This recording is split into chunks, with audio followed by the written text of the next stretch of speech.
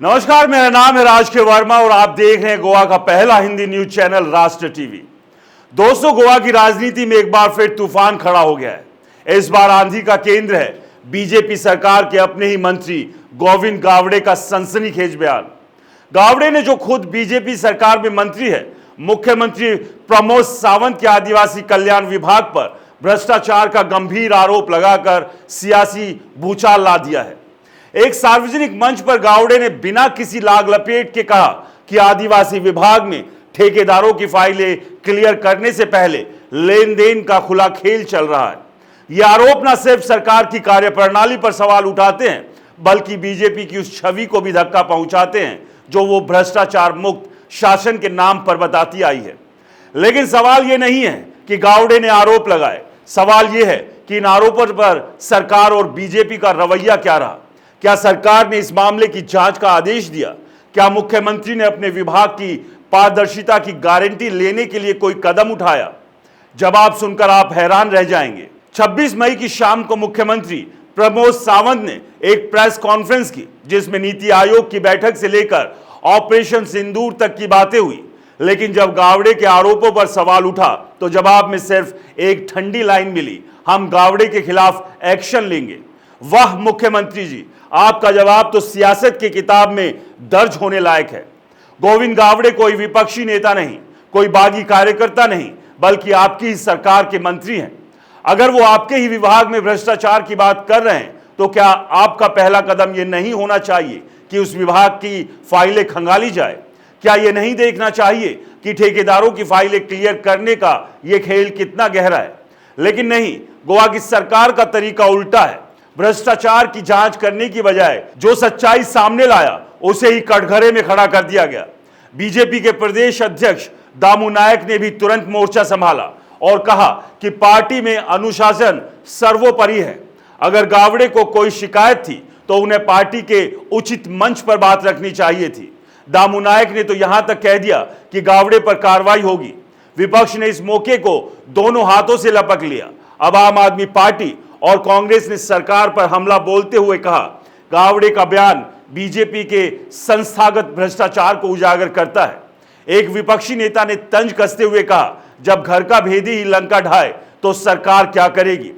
लेकिन सवाल सिर्फ विपक्ष का नहीं, हर उस गोवावासी का है जो ये सोच रहा है कि अगर सरकार में बैठा एक मंत्री भ्रष्टाचार की बात कर रहा है तो सच कितना गहरा होगा।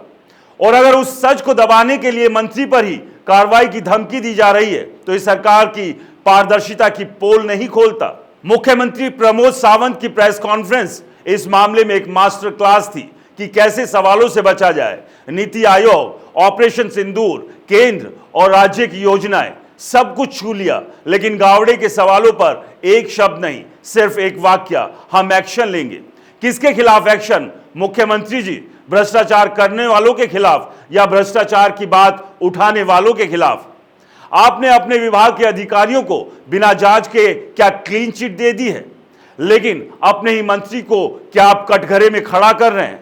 यह कैसी जवाबदेही है? यह कैसी पारदर्शिता है? दामू नायक का बयान भी कम हैरान करने वाला नहीं है।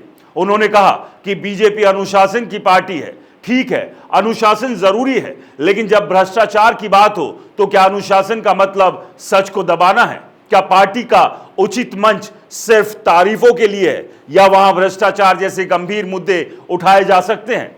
और अगर गावड़े ने सार्वजनिक मंच पर यह बात कही तो क्या यह इस बात का सबूत नहीं कि पार्टी का उचित मंच शायद उतना उचित नहीं?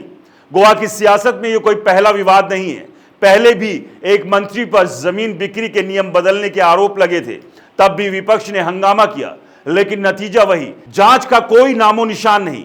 अब गावड़े का बयान बीजेपी के लिए एक और मुसीबत बन गया है। लेकिन इस बार सवाल सिर्फ सियासत का नहीं, नैतिकता का है।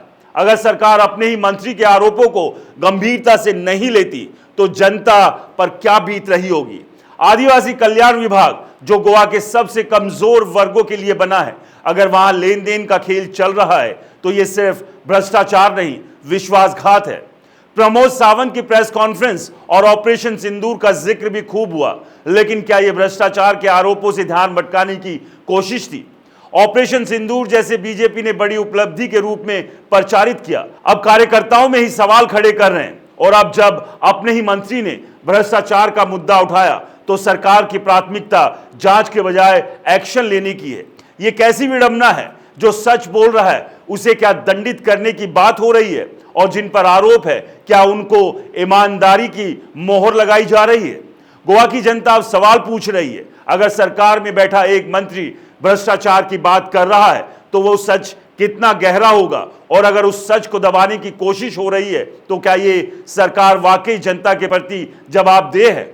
ऐसे में सवाल यही है कि अब सरकार का अगला कदम क्या होगा। अगर एक मंत्री ने सार्वजनिक मंच पर भ्रष्टाचार को लेकर बात उठाई तो क्या सरकार को इस मुद्दे पर जांच नहीं बैठानी चाहिए? क्या विभाग में जो जुड़े अधिकारी हैं, जो ठेकेदार हैं, उनकी एक बार अच्छे से जांच पड़ताल नहीं होनी चाहिए? आपका क्या कहना है? हमें कमेंट्स कर जरूर बताएं। नमस्कार।